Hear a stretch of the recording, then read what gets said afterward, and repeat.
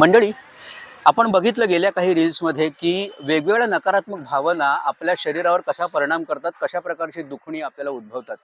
मंडळी, ह्या सगळ्या भावना कमी करण्यासाठी आपण वेगवेगळे प्रकार करत असतो. तणाव नियंत्रणाच्या वेगवेगळ्या गोष्टी आपण शोधत असतो. नव्हे, ती हल्लीच्या पिढीकरता काळाची गरज बनली आहे.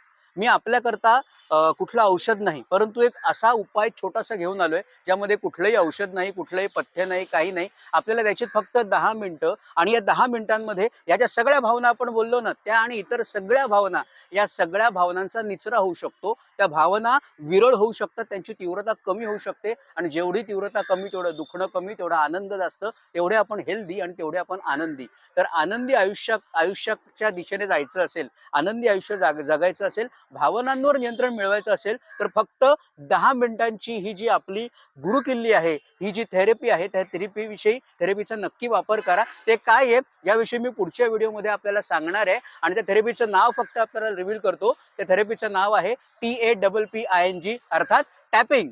धन्यवाद.